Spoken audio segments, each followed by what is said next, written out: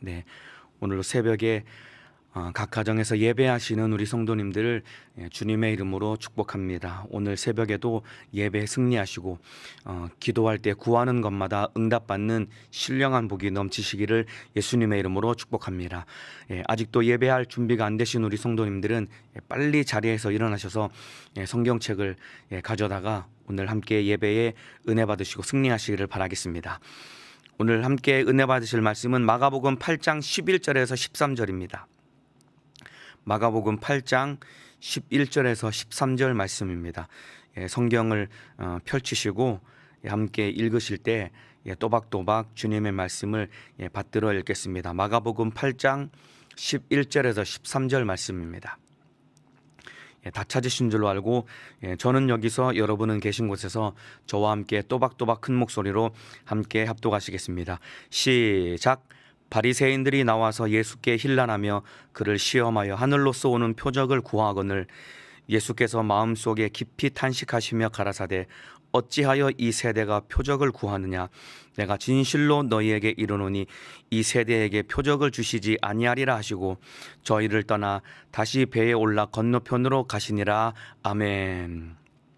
오늘 마가복음 8장 11절에서 13절 말씀을 중심으로 십자가에 못 박히신 예수, 십자가에 못 박히신 예수라는 제목으로 오늘 마가복음 37번째 하나님의 말씀을 나누도록 하겠습니다. 오늘 본문은 바리새인들이 예수님을 찾아와서 예수님을 시험하는 내용이 오늘 기록되어 있습니다. 보여주고 일러주어도 깨닫지 못하고 믿지 못하는 것은 참으로 불행한 일입니다. 그렇기 때문에 다른 것은 다 몰라도 예수님의 십자가 사건만큼은 우리가 반드시 믿고 이 십자가만을 소망으로 가지고 신앙생활에 승리해야 됩니다. 그렇지 않을 때 이 닥쳐올 불행은 참으로 영원하여서 감당할 수 없는 것입니다. 그렇기 때문에 우리 주님의 십자가 사건을 꼭 붙들고 이 마지막 때의 신앙생활에 승리하시기를 예수님의 이름으로 축복합니다. 오늘 본문 11절을 보면은 바리새인들이 나와서 예수께 힐난하며라고 기록되어 있는데 이 힐난하다라는 것은 이 트집을 잡으려고 논쟁을 하는 것이 힐난하다라는 뜻입니다. 그러니까 쉽게 말하면은 이 바리새인들이 예수님의 꼬투리를 잡으려고 이 시비 걸려고 예수님 앞에 나와왔던 것입니다. 그러면서 했던 것이 무엇이냐면은 그를 시험하여 하늘로서 오는 표적을 구하거늘 바리새인들이 예수님을 시험했습니다. 그리고 한 얘기가 무엇이냐면 하늘로서 오는 표적을 구하거늘 바리새인들이 예수님께 하늘로서 오는 표적을 구했다라고 기록하고 있는데 이 말은 바꿔 말하면 바리새인들이 예수님을 향해서 야 네가 하나님의 아들이라는 것을 우리에게 좀 보여줘봐. 네가 하나님의 아들이라는 것을 우리에게 좀 증명 좀 해봐. 이런 뜻이 바로 하늘로서 오는 표적을 구한 것입니다. 이것은 정말로 예수님을 믿기를 바라는 마음으로 표적을 구한 것이 아니라 아까도 말씀드린 것처럼 예수님의 꼬투리를 잡으려고 시험을 했기 때문에 이들의 바리새인들의 마음속에 참으로 불신앙의 악한 마음이 가득했기 때문에 네가 하나님의 아들임을 우리에게 증명해 보이고 한번 보여줘봐. 이런 불신앙의 태도로 예수님 앞에 나아갔던 것입니다. 사실은 예수님이 지금까지 행하신 이적만 하더라도 바리새인들이 예수님이 하나님의 아들이심을 충분히 믿고도 남을 만큼 예수님은 이들 앞에 많은 이적을 행하시고 보여주셨습니다.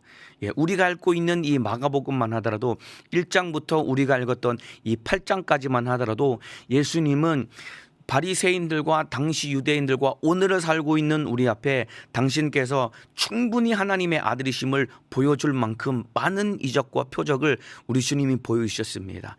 예수님은 가는 곳마다 귀신을 쫓아내주셨습니다. 지금까지 누구도 하지 못했던 이 더러운 귀신을 쫓아내는 이적을 보여주셨고 뿐만 아니라 여러 명의 수많은 이 병든 자를 고치셨는데 마가복음에 기록된 내용만 하더라도 예수님은 문둥병자를 고치셨습니다. 고치셨고, 그리고 중풍병자를 고치셨고, 한편 손 많은 자를 고치셨습니다. 그것뿐만 아니라 12년 동안 해보지 못했던 혈루증 앓은 여인을 고치셨고, 그리고 마가복음 7장에는 여러분 귀가 먹고 혀가 어눌한 자를 고치셔서 귀가 듣게 하시고 말할 수 있도록 우리 주님이 병든 자를 고치셨습니다.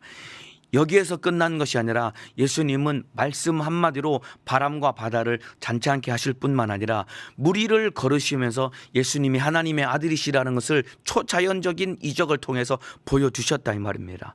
그리고 회당장 야이로의 죽은 딸을 살리시는 이적을 보여주셨고, 그리고 보리떡 5개와 물고기 2마리로 오병이어의 이적으로 남자만 5,000명을 먹이셨고, 그 뒤에는 7병이어의 표적으로 남자만 4,000명을 먹이시는 이 엄청난 이 이적을 행하셨음에도 불구하고 이 바리새인들은 예수가 하나님의 아들이심을 믿지를 못했던 것입니다. 왜냐하면 저들 속에 있는 이 불신앙의 악함 때문에 저들의 눈이 가리워지고 저들의 귀가 가리워져서 이적을 보여주셨으나 예수를 믿지 못한 거예요. 여러분, 이것보다 더 불행한 일은 없는 것입니다.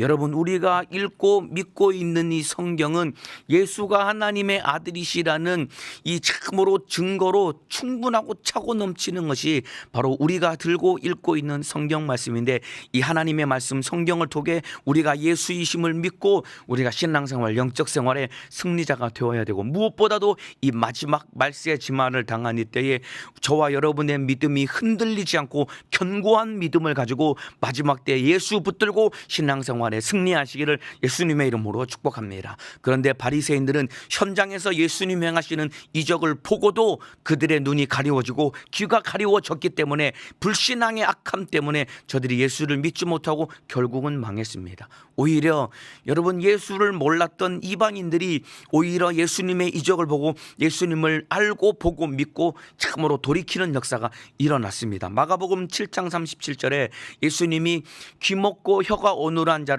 고치시는 이 이적을 보고 그 이적을 본 이방인들이 예수님 앞에 뭐라고 고백했냐면은, 사람들이 심히 놀라 가로되 그가 다 잘하였도다. 귀머거리도 듣게 하고 벙어리도 말하게 한다 하니라. 이 말은 바로 이 사람이 바로 메시아구나, 이 사람이 바로 구세주구나, 이가 바로 하나님의 아들이구나 라고 예수를 전혀 몰랐던 이방인들이 예수님이 행하시는 이적을 보고 믿고 저들이 돌이켰는데, 오히려 예수를 믿는다고 하고 예수를 기다렸다고 하는 바리새인들이 진짜 믿어야 될 예수를 만나지 못하고 믿지 못하고 망하는 자가 되었습니다. 이와 똑같이 보세요.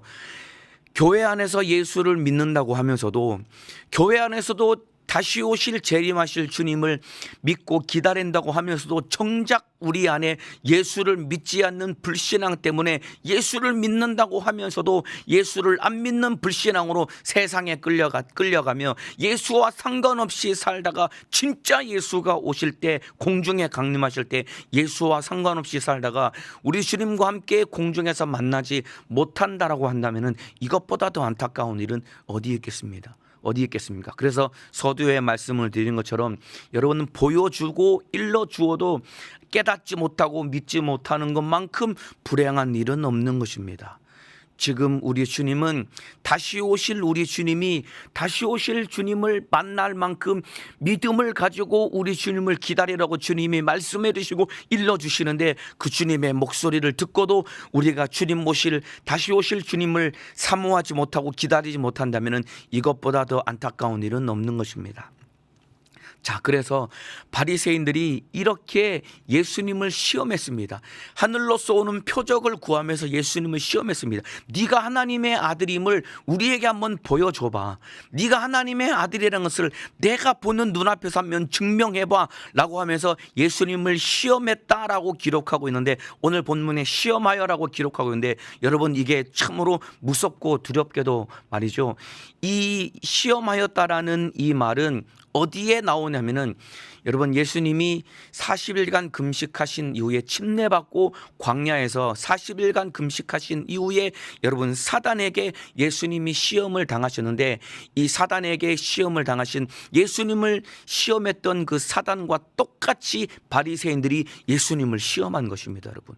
그러니까 바리새인들이 예수님을 믿지 못하고 예수님을 시험했던 이것이 바로 참으로 사단이 예수님을 시험한 것과 같이 사단적 행위인 것입니다, 여러분. 그러니까 우리가 예수님을 믿지 못하고 예수님을 인정하지 못하는 이것이야말로 우리가 주님 앞에서 가지는 참으로 가장 두려운 사단적 행위와 똑같은 것입니다. 자, 마태복음 4장 3절에 사단이 예수님을 시험했다라고 기록하고 있습니다. 시험하는 자가 예수께 나와서 가로되, 시험하는 자 사단이 예수님께 나와서 예수님을 시험했습니다. 그러면서 마태복음 4장 3절에 뭐라고 기록하고 있냐면 네가 만일 하나님의 아들이여든 돌을 명하여 떡이 되게 하라라고 사단이 예수님을 시험했습니다. 그리고 마태복음 4장 6절에 또다시 사단이 예수님을 시험할 때 네가 만일 하나님의 아들이여든 성전에서 뛰어내려 봐라.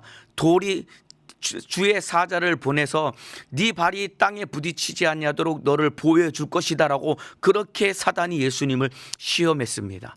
예, 사단은 예수님을 어떻게 시험했냐면은 돌을 명해서 떡이 바뀌게 하는 이적, 그리고 성전에서 뛰어내려도 발이 또 돌에 부딪히지 않고 다치지 않는 이 이적을 통해서 네가 하나님의 아들이라는 것을 드러내 보이라라고 예수님을 그렇게 충동질했던 것입니다. 이와 똑같이 바리새인도 네가 우리가 보는 눈앞에서 하나님의 아들이라는 것을 한번 보여주고 증명할 만큼 큰 이적을 행해봐라고 예수님을 충동질하고 예수님을 시험했던 것입니다. 사단도 예수님 앞에 돌을 명해서 떡이 되게 하는 이적, 성전에서 뛰어내려도 다치지 않는 이적을 통해서 사람들 앞에서 네가 하나님의 아들이라는 것을 한번 과시해보고 큰일해서 네가 하나님의 아들임을 드러내봐라고 그렇게 시험한 것과 똑같이 바리새인들도 예수님 앞에 네가 우리가 보는 눈앞에서 하늘로서 오는 표적,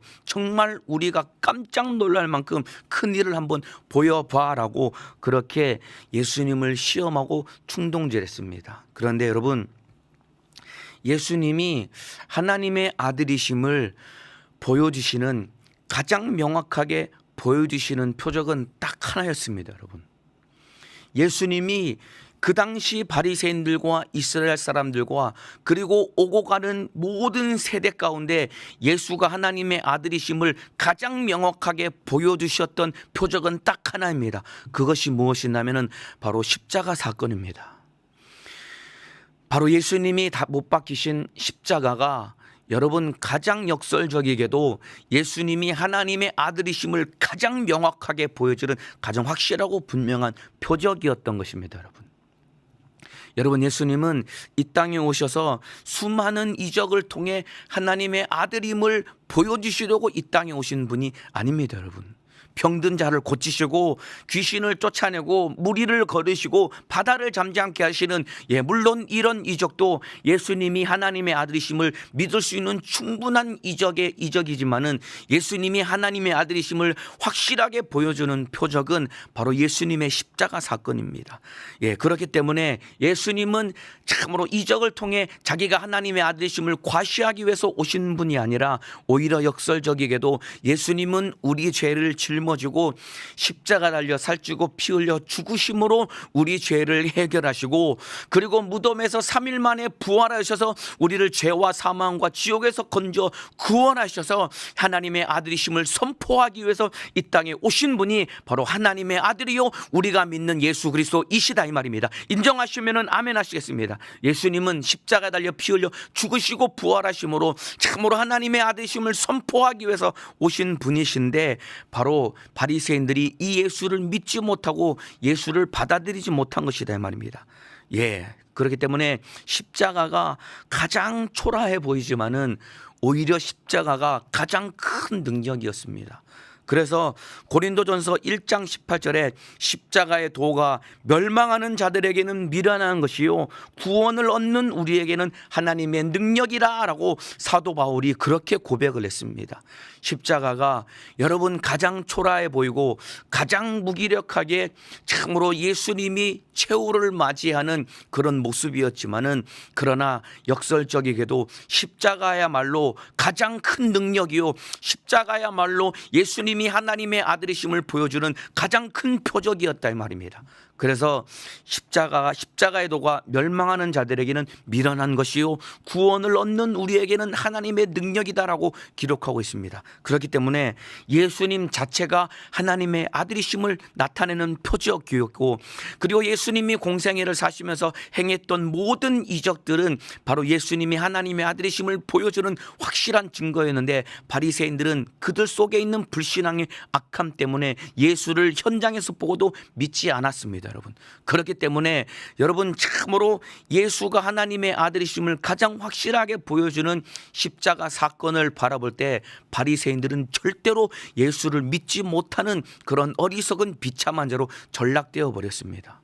왜냐하면 십자가야말로 가장 초라하고 십자가야말로 가장 비참한 자리였기 때문에 그들은 예수님이 행하신 이적을 보고도 믿지 못했기 때문에 십자가 달려 피 흘려 죽으셔서 나를 구원하기 위해서 죽으신 그 예수를 받아들이지 못하고 믿지 못했던 것입니다.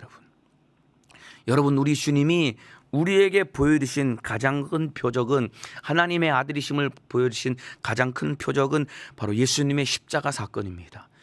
이 예수를 믿고 저와 여러분이 구원을 받아야 됩니다. 여러분에게 예수님은 어떠한 분이십니까? 예, 맞습니다. 우리가 기도하면은 우리 주님은 우리의 기도 속에 우리의 병을 고쳐주시고 우리의 질병을 해결해 주시고 그리고 귀신을 쫓아내 주시고 우리의 불가능한 문제를 해결해 주시는 분이 바로 하나님의 아들 예수 그리스도, 우리가 믿는 예수다 이 말입니다. 그러나 그것보다도 가장 우리가 반드시 믿고 붙들어야 될 예수는 바로 내 죄 짊어지고 십자가 달려 피 흘려 죽으신 그 예수를 믿어야 우리가 죄와 사망과 지옥에서 건져 구원을 받는다 이 말입니다. 우리 주님은 우리를 죄와 사망과 지옥에서 건져 구원하기 위해서 이 땅에 오셔서 우리 위해서 피 흘려 죽으신 분이 하나님의 아들인데, 참으로 지옥에서 건지시기 위해서 죽으신 예수와 상관없이 이 땅에서 내 불가능한 문제를 해결할 예수, 이 땅에서 내 불행을 해결할 예수, 이 땅에서 내 가난의 문제를 해결할 예수, 이 땅에서 속상하게 만든 내 불가능한 문제를 해결할 그 예수만 붙들고 믿는다라고 한다면은 참으로 우리의 신앙생활은 거기까지만 머물다가 말 안타깝고 비참한 자가 될 수밖에 없는 것입니다. 우리가 진짜 믿어야 될 예수는 바로 십자가 달려 피 흘려 죽으신 예수를 믿어야 된다 이 말입니다. 그렇기 때문에 십자가의 도가 멸망하는 자에게는 참으로 미련한 것이요 구원을 얻는 우리에게는 하나님의 능력이라고 했습니다. 우리에게 베풀어 주신 하나님의 가장 큰 능력은 십자가 달려 피 흘려 죽으신 예수입니다. 그 전지하시고 전능하신 가장 능력이 많으신 예수님이 가장 무기력하게 죽으신 그 십자가가 하나님이 우리에게 주신 가장 큰 능력인데, 이 십자가에 못 박혀 죽으신 예수를 붙들고 신앙생활할 때 마지막 때에 우리가 세상 풍속과 마귀사단 귀신을 이기고 마지막 때에 믿음을 지키고 주님의 신부로서 승리할 수 있게 될 것입니다. 그 예수를 붙들고 신앙생활에 승리하시기를 예수님의 이름으로 축복합니다. 이렇게 이 바리새인들이 예수님을 시험해서 하늘로서 오는 표적을 그들이 구했습니다. 그런데 예수님이 대답하신 말씀이, 예수께서 마음속에 깊이 탄식하시며 가라사대 어찌하여 이 세대가 표적을 구하느냐, 내가 진실로 너희에게 이르노니 이 세대에게 표적을 주시지 아니하리라 라고 예수님이 그렇게 말씀을 하십니다. 하늘로서 오는 표적을 바리새인들이 예수님께 구했습니다. 표적을 한번 보여줘봐, 네가 하나님의 아들이라는 것을 우리에게 한번 보여줘봐 라고 그렇게 예수님께 충동질을 하고 시험을 했는데, 예수님의 대답은 이 세대에게 너희에게 나는 표적을 보여주지 않을 거야 라고 그렇게 예수님이 대답을 하십니다. 이 말은 바꿔 말하면 너희에게 표적을 보여줘도 너희는 깨닫지 못하고 믿지 못할 거야 라는 그런 말입니다. 이 세대에게 표적을 보여주지 아니하리라라는 그 말씀은 너희에게 참된 표적을 보여줘도 너희는 알지 못하고 믿지 못할 거야 라는 그런 의미입니다. 이 말씀 그대로 예수님이 얼마 후에 진짜 하나님의 아들이신 표적 십자가 달려 피 흘려 죽으셔서 모든 사람 앞에 하나님의 아들이심을 십자가에 달려 죽으심으로 참으로 선포하시고 보여주셨는데, 진짜 하나님의 아들이심을 보여주는 그 표적 앞에 바리새인들이 그 예수를 믿지 못하고 예수를 등돌려 버리고 예수를 믿지 못했기 때문에 지금까지도 유대인들은 그 예수를 믿지 못하고 예수와 상관없이 삶을 살아가고 있는 것이다 이 말입니다. 아까 읽어드린 12절에 이 세대가 표적을 구하나 이 세대에게 표적을 주시지 아니하리라 라고 말씀하시는데, 여러분 여기서 말하는 이 세대는 예수님 당시에 바리새인들과 유대인들을 말합니다. 그러니까 불신앙이 가득해서 하나님의 목소리를 들어도 귀를 닫아서 참으로 참된 표적을 보여주어도 믿지 못하고 망한 자가 바로 이 세대를 말한 것입니다. 그러니까 불신앙으로 망한 자가 바로 이 세대를 말하는 것입니다. 여러분 오늘 본문에 이 기록하고 있는 이 세대, 예수님이 말씀하신 이 세대, 불신앙으로 우리 주님의 표적을 보여줘도 믿지 못하고 망했던, 불신앙 때문에 망했던 이 세대 사람들은 예수님 이전에도 있었고 예수님 이후에 오늘날에도 존재하고 있는 사람들이 바로 이 세대 사람들인 것입니다. 자, 이 세대 사람들에 대해서 조금 설명을 드리겠습니다. 아까 말씀드린 것처럼 이 세대 사람들은 바로 바리새인들과 예수님 당시 유대인인데, 참으로 이 불신앙이 가득해서 하나님이 수많은 이적과 표적을 보여주어도 눈이 가리워지고 귀가 가리워져서 믿지 못하고 불신앙 때문에 망한 자들이 이 세대인데, 이 세대는 여러분 창세기 7장 1절에 여호와께서 노아에게 이르시되 너와 내 온 집은 방주로 들어가라. 네가 이 세대에 내 앞에서 의로움을 내가 보았음이니라 라고 참으로 하나님이 노아를 향해서 우리 주님이 말씀하고 계십니다. 그러니까 이 세대는 노아 시대의 사람들도 바로 이 세대 사람들입니다. 보세요. 홍수로 심판하실 것을 하나님이 노아에게 일러주셨습니다. 그리고 어마어마하게 거대한 방주를, 여러분 자그마치 100년 동안 노아가 방주를 지으면서 그 세대, 이 세대인 노아 시대 사람들에게 참으로 방주를 지으면서 홍수로 심판하실 것이라는 것을 하나님이 그 세대 사람들에게 메시지로 던지면서 일러주셨습니다. 그럼에도 불구하고 이 세대 사람들, 노아 시대 사람들은 그들의 귀가 가리워지고 눈이 가리워져서 하나님의 목소리를 듣고도, 눈으로 방주를 보면서 하나님의 목소리를 듣고도 홍수로 심판하실 것이다라는 하나님의 목소리를 듣고도 그들의 눈이 가리워지고 그들의 귀가 가리워져서 결국은 믿지 못하고 심판으로 망했다 이 말입니다. 불신앙이 가득해서 하나님의 목소리에 귀를 닫고 홍수 심판으로 멸망했던 바로 노아 홍수 시대의 사람들. 보세요. 지금 코로나가 전 세계를 뒤덮고 있습니다. 우리나라도 코로나 때문에 몸살을 앓고 있습니다.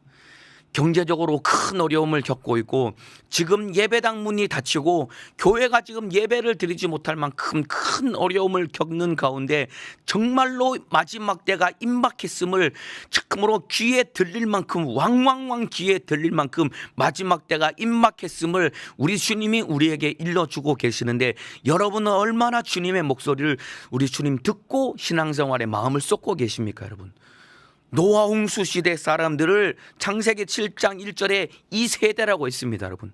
오늘 읽은 본문에 마가복음 8장 12절에 이 세대라고 말씀하신 그 세대와 똑같이 창세기 7장 1절에도 이 세대 사람들이라고 했는데, 그들에게도 하나님이 노아를 통해서 홍수로 심판할 것을 일러주시고 100년 동안 방주를 지으면서 하나님이 홍수로 심판하실 것이라는 메시지를 그 세대 사람들에게 계속해서 던졌는데, 그들은 귀를 닫고 눈을 가리워져서 그들이 주님의 목소리를 듣지 못하고 진짜 비가 내리고 창수가 터질 때 그들은 망한 자들과 똑같이 지금 우리 주님이 우리에게 마지막 때가 임박했음을 일러주시고 알려주고 계시다 이 말입니다.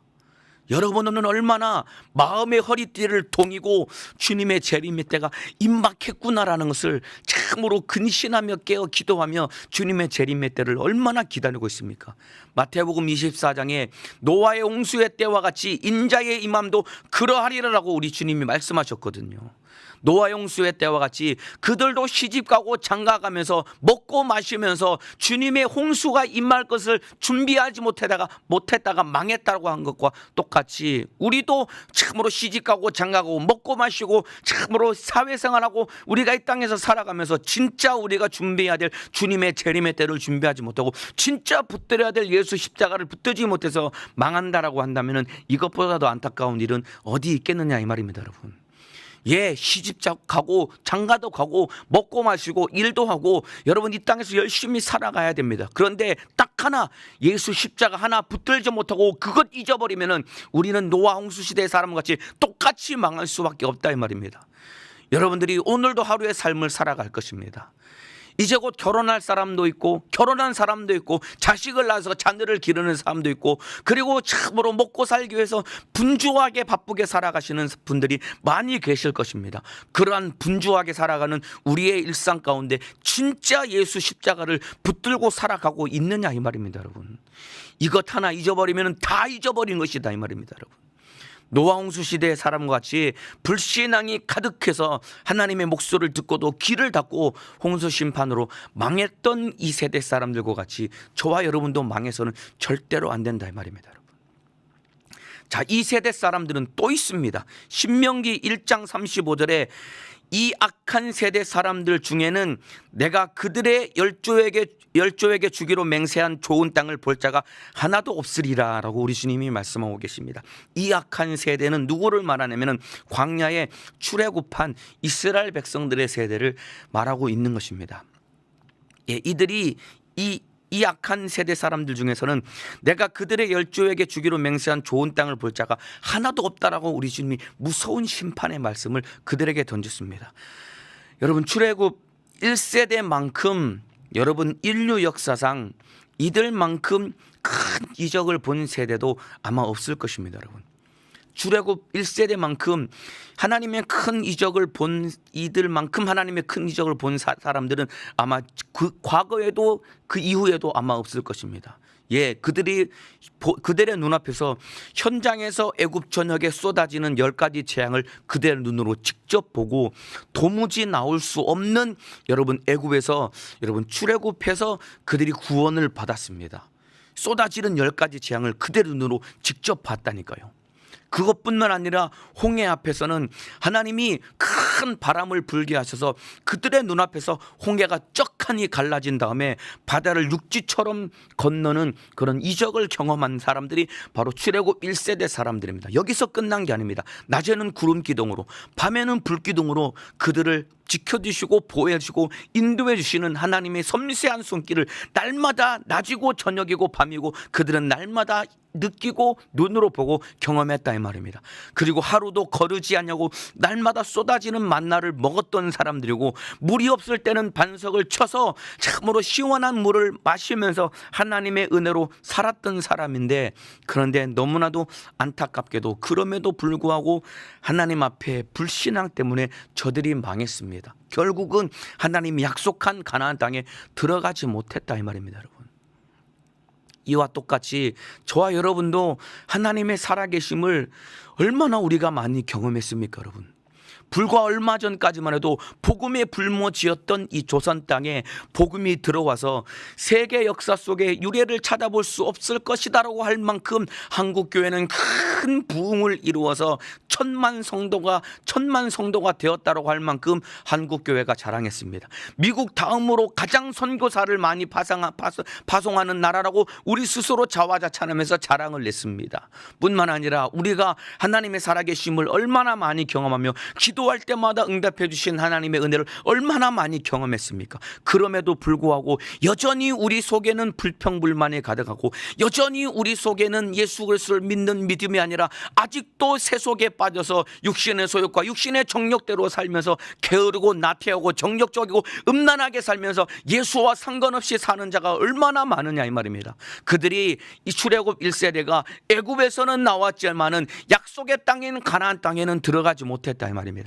저와 여러분이 참으로 지옥에서 구원을 받았다면 이제 진짜 우리에게 주신 약속의 땅, 저 영원한 천국에 들어갈 때까지 이 땅에서 예수 십자가 피의 공로를 붙들고 주님 만나는 그날까지 예수님을 따라가는 삶을 살아가야 되는데 참으로 예수를 믿는 믿음으로 지옥에서는 나왔는데 이 땅에서의 삶 가운데 예수 십자가 붙들고 예수 따라가지 못한다고 한다면 저와 여러분은 천국에서 영광 중에 주님을 만나지 못하고 다시 이스라엘 백성들이 우리가 다시 애굽으로 돌아가자, 우리가 다시 애굽으로 돌아가자, 그들이 원망 불평했던 것과 똑같이 저와 여러분이 지옥에서 구원받았는데 다시 천국을 사모하는 것이 아니라 다시 지옥 갈 만큼 지옥 갈 만한 과거의 삶을 사모하며 다시 옛사람으로 돌아가고 정욕적으로 산다라고 한다면은 우리가 나왔던 그 지옥으로 다시 돌아갈 수밖에 없는 안타까운 자가 될 수밖에 없는 것이다 이 말입니다. 여러분은 진짜 믿음을 가지고 계십니까 여러분? 그러니까 예수님이 말씀하신 이 세대에게 표적을 주지 아니하니라.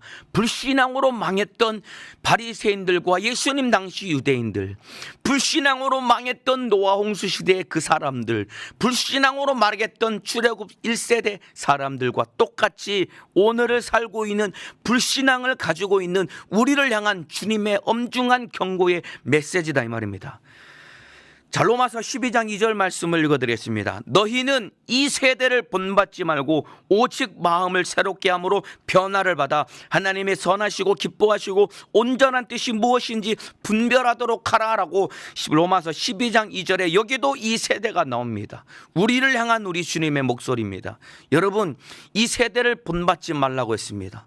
여러분, 오늘날 이 세대가 어떤 세대냐면은 십자가에 못 박히신 예수와 상관없는 삶을 사는 세대가 되었습니다.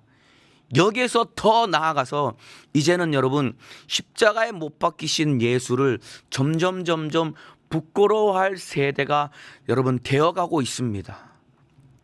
이제 코로나 사태 가운데 이제 점점점 교회가 손가락질 당하기를 시작했습니다. 예, 물론 과거에도 교회에 대해서 세상과 불신자들의 바라보는 시각과 인식은 무관심하거나 냉소적이었습니다. 이제는 불신자들이 교회를 향한 태도는 점점점 교회가 혐오 세력화되어 가고 있습니다. 그렇기 때문에 이제 이 세대를 본받지 말라는 것은 예수님의 십자가와 상관없는 삶을 사는 그 수준에서 넘어서서 이제 예수님의 십자가 사건을 두려워하고 이제 부끄러워하는 세대로 이제 넘어가는 처지가 되었다 이 말입니다. 저와 여러분은 어떻습니까? 이제 정말로 우리가 말로만 듣던 핍박이 우리 앞에 진짜 닥칠지 모르는 상황 가운데 우리가 처해졌습니다. 이제 정말 교회 가면은 벌금을 문다라고 하는 그런 말이 공공연하게 지금 나오고 있지 않습니까? 과거에 상상이나 했던 일입니까?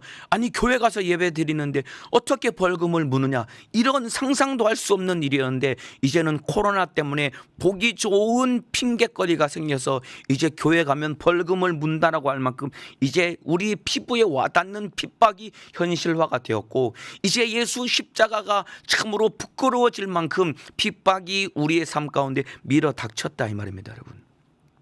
그렇기 때문에 이 세대를 본받지 말고 오직 마음을 새롭게 함으로 변화를 받아 하나님의 선하시고 기뻐하시고 온전한 뜻이 무엇인지 분별하도록 하라. 이 마지막 때에 참으로 깨어서 분별하라라고 우리 주님이 말씀하고 계십니다. 이 세대를 본받지 말고 너희는 분별하라라고 우리 주님이 말씀하고 계십니다. 예, 아까도 말씀드린 것처럼 우리는 누구나 너나 할 것 없이 마지막 때를 우리가 살아가고 있다라고 모두가 다 이구동성으로 말하고 있습니다. 지금 전 세계를 코로나가 뒤덮고 있고 우리나라도 코로나 때문에 참으로 힘들고 어려운 가운데 있습니다.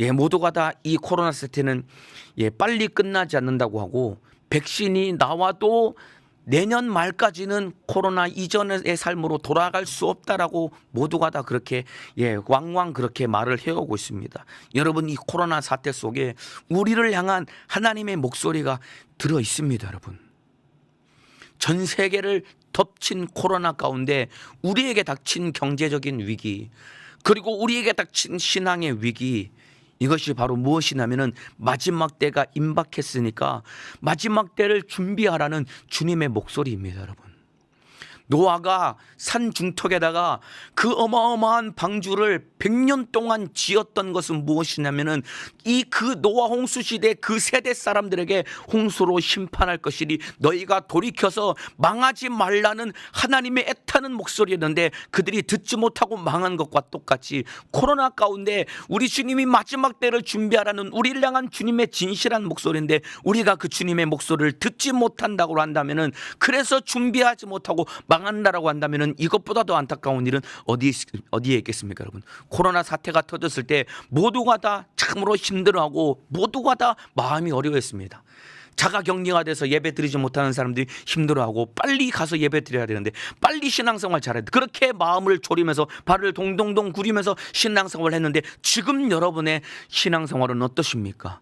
전체 교회가 비대면 예배로 바뀌면서 여러분이 근 한 달 동안 지금 교회 오지 못한 채 집에서 예배 드릴 때 처음에는 교회에서 예배 못 드리는 이 상황이 너무나도 마음이 아파서 집에서 예배 드릴 때 마음보다 사모하는 마음으로 예배를 드리셨는데 지금 여러분의 예배 드리는 마음가짐은 어떠하시느냐 이 말입니다. 여러분, 코로나 사태 가운데 마지막 때가 임박했음을 말씀하시는 주님의 목소리를 듣고 진짜 주님의 때를 준비하고 계십니까? 여러분, 이 마지막 때에 여러분은 무엇을 붙들려고 계십니까? 여러분, 저와 여러분이 마지막 때에 참으로 절대로 놓치지 않고 붙들어야 될 것은 무엇이냐면 바로 예수 그리스도의 십자가의 은혜입니다. 여러분, 바리새인들이 그토록 네가 하나님의 아들이라는 것을 나타내는 하늘로서는 표적을 보여봐라고 할 때 예수님이 마지막에 참으로 하나님의 아들이심을 보여줬던 표적은 바로 예수님이 못 박혀 죽으신 십자가인데 우리가 마지막에 그 십자가의 은혜를 붙들어야지만이 신앙생활에 승리할 수 있다 이 말입니다. 그래서 갈라디아서 6장 14절에 사도 바울의 고백이 뭐라고 고백했냐면, 그러나 내게는 우리 주 예수 그리스도의 십자가 외에 결코 자랑할 것이 없으니 그리스도로 말미암아 세상이 나를 대하여 십자가에 못 박히고 내가 또한 세상을 대하여 그러하니라라고 바울이 고백하고 있습니다. 바울이 내게는 우리 주 예수 그리스도의 십자가 외에는 결코 자랑할 것이 없다라고 그렇게 고백했습니다. 여러분, 이제 예수 때문에 진짜 핍박을 당하고 예수 때문에 진짜 멸시와 천대를 당할 때가 우리 앞에 이제 임박했고 우리 앞에 도래했습니다. 이때 진짜 예수 십자가를 붙들고 저와 여러분이 예수님의 십자가를 자랑해야 됩니다. 바울이 예수 십자가 외에 내가 결코 자랑할 것이 없다 라고 말한 이 바울은, 바울의 시대는 진짜 예수 십자가는 너무나도 혐오스러운 것이었고 이 당시에 예수를 믿는다라고 하는 것은 경제적인 손실, 그리고 수많은 사회적으로 손실, 그리고 목숨까지 빼앗길 수밖에 없는 그런 위협 가운데 살아야 되는 것이 예수 십자가를 자랑하는 삶인데, 그럼에도 불구하고 바울은 예수 십자가를 자랑하는 삶을 살았다 이 말입니다. 이와 똑같이 우리에게도 이제 닥쳐오는 예수 때문에 당하는 혐오, 예수 때문에 당하는 핍박과 경제적인 손실 앞에 우리가 마지막에 붙들어야 될 것은 예수 십자가밖에 없다 이 말입니다. 우리의 자랑은 예수님의 십자가밖에는 없는 것이다 이 말입니다. 예수 십자가의 피의 공로 붙들고 영적 생활, 신앙생활에 승리할 수 있어야 됩니다.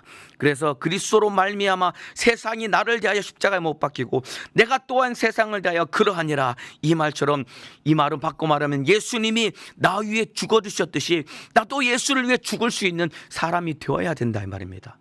주님이 내 죄 짊어지고 십자가 달려 피 흘려 죽으심으로 하나님의 아들이심을 선포하시고 나를 구원하셨다고 한다면은 나도 십자가에 못 박히신 예수를 믿는 믿음을 가지고 지옥계에서 사망에서 건져 구원을 받았다고 한다면은 나도 나 위에 죽어주신 예수를 위해서 기꺼이 욕을 먹을 수 있어야 되고, 나도 나 위에 죽어주신 예수를 위해서 기꺼이 죽을 수 있는 사람이 되어야 되는데, 여러분은 이 십자가를 꼭 붙들고 예수 위에 죽을 수 있을 만큼 십자가의 피의 공로를 꼭 붙들고 신앙생활에 승리하고 영적 생활을 살고 있느냐 이 말입니다. 여러분, 마지막 때에 우리 주님이 우리에게 보여주신 표적은 예수 십자가밖에 없습니다. 예수님이 공생의 마지막에 당신께서 하나님의 아들이심을 보여주신 최고의 표적은 예수 십자가인데 우리가 그것만 붙들고 십자가만 자랑해야 됩니다. 마지막 한 구절만 더 읽어드리고 마치겠습니다. 마태복음 7장 21절입니다. 나더러 주여 주여 하는 자마다 천국에 다 들어갈 것이야죠. 다만 하늘에 계신 내 아버지의 뜻대로 행하는 자라야 들어가리라라고 우리 주님 말씀하고 계십니다. 여기서 예수님이 나더러 주여 주여 하는 자마다 하늘에 천국에 다 들어가는 것이 아니라 하늘에 계신 내 아버지의 뜻대로 행하는 자만 천국에 들어간다고 했는데, 여기서 말한 하나님 아버지의 뜻대로 행한다라는 것은 무엇이냐면은 내가 열심을 내서 무엇을 하는 것이 하나님의 뜻대로 행하는 것이 아닙니다. 여러분, 우리 주님이 우리를 향한 가장 애절하고 간절한 하나님의 가장 큰 뜻은 무엇이냐면 나 위에 피 흘려 죽으신 예수 그리스도의 십자가의 피의 공로를 믿고 예수 십자가만 자랑하는 것이 우리를 향한 하나님의 뜻이다 이 말입니다. 예수 십자가를 믿고 예수 십자가만 자랑해서 핍박을 당하고 참으로 손해를 보고 참으로 목배임을 당할지라도 그 십자가의 공로를 붙들고 십자가만 자랑하다가 예수님이 나 위해 죽어주신 것처럼 나도 예수를 위해 죽을 수 있는 각오를 가진 자가 마지막에 구원을 받고 천국에 들어간다라고 주님이 말씀하고 계시다 이 말입니다. 여러분, 그러니까 무엇을 해야지 천국을 가는 것이 아니라 나 위에 죽어주신 십자가를 믿고 십자가를 자랑해야 우리가 천국 가고 구원을 받을 수 있다 이 말입니다. 그런데 그 뒤에 예수님이 이렇게 말씀하셨는데 그 뒤에 사람들이 십자가 외에 다른 것을 자랑하는 사람들의 목소리가 들려집니다. 그래서 22절에 뭐라고 말하면은 많은 사람들이 내게 와서 이르되 주여 내가 주의 이름으로 많은 선지자 노릇을 하고 주의 이름으로 귀신을 쫓아내고 주의 이름으로 병을 고치고 주의 이름으로 많은 권능을 행하였나이다. 이렇게 많은 사람들이 와서 주의 이름으로 귀신도 쫓아내고 병을 고치고 이적을 행하고 많은 권능을 행하고 선지자 노릇을 했다고 그들이 예수님 앞에 자랑을 늘어놓았다 이 말입니다. 그런데 그들의 대답 얘기를 듣고 하시는 말씀이 그때에 내가 저에게 밝히 말하되 내가 너희를 도무지 알지 못하니 불법을 행한 자들아 내게서 떠나가라 하리라. 이게 무슨 말이냐면은 그들이 예수님 앞에 예수를 믿노라 하면서도 예수님 앞에 십자가 외에 다른 것을 많이 자랑했다 이 말입니다. 우리 예수님 우리가 병을 고쳤거든요.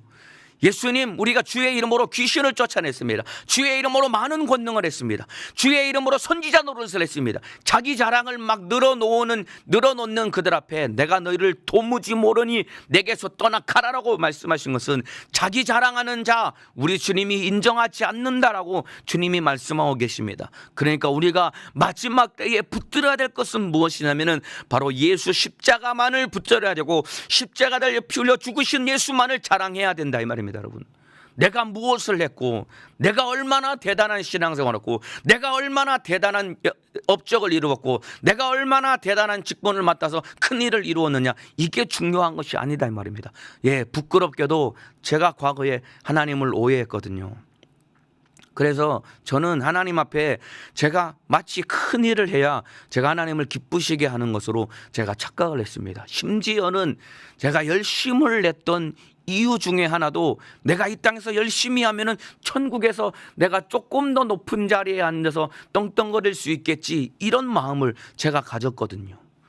이 땅에서 우리 주님은 바울의 고백과 같이 예수 십자가 외에는 결코 자랑할 것이 없나니, 여러분 지금은 교회가 기독교가 그나마 좋은 인식 가운데 있으니까 예수 십자가가 자랑거리가 될 법했지만은 바울 당시에는 십자가는 정말로 모멸스러운 것이고 절대로 자랑할 수 없는, 십자가를 자랑하는 만큼 손해보는 것이 십자가였는데, 저는 이 십자가를 이용해서 제가 더 높아지고 더 많은 것을 누리고자 하는 마치 천국이 하나의 좋은 투자처가 되어서 십자가를 이용해서 내 영혼의 때에 좀 더 높은 자리에 앉고 싶은 그런 투자, 참으로 이 이득을 보고자 하는 투자 심리 같은 그런 마음을 가지고 제가 신앙생활하고 충성을 했거든요.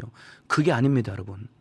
이 땅에서 주님 앞에 자랑을 내어놓을 만큼 병도 고치고 이적을 행하고 선지자 노릇하고 귀신을 쫓아도 예수 십자가를 자랑하지 않고 내가 행한 것을 자랑하면 주님이 모른다라고 했습니다. 내게서 떠나가라라고 우리 주님이 말씀하셨는데, 오늘 본문 마지막 절임 13절에 저희를 떠나 다시 배에 올라 건너편으로 가시니라. 저희를 떠났다라고 했습니다. 이 말은 더 이상 그들과 상종하지 않겠다라고 하는 우리 주님의 엄중한 심판의 목소리입니다. 이 땅의 마지막에 우리가 붙들어야 될 것은 정말로 사람들이 혐오스럽게 생각하는 바로 예수 십자가, 이것만 자랑하고 이것만 붙들어야 됩니다. 이제 잠시 후면 진짜 예수 십자가 때문에 저와 여러분에게 참으로 핍박과 환난과 사람들이 혐오스럽게 생각하는 그러한 비참한 지경에 처할 수밖에 없는 상황이 우리 앞에 돌아야 할 터인데, 여러분은 그때 무엇을 자랑하겠습니까? 내가 무엇을 하고 어떤 것을 행했다, 이것을 자랑할 것이 아니라 사람들이 혐오스럽게 생각하는 그 십자가만 자랑하고 예수 십자가만 붙들고 승리하는 믿음의 사람 되시기를 예수님의 이름으로 축복합니다.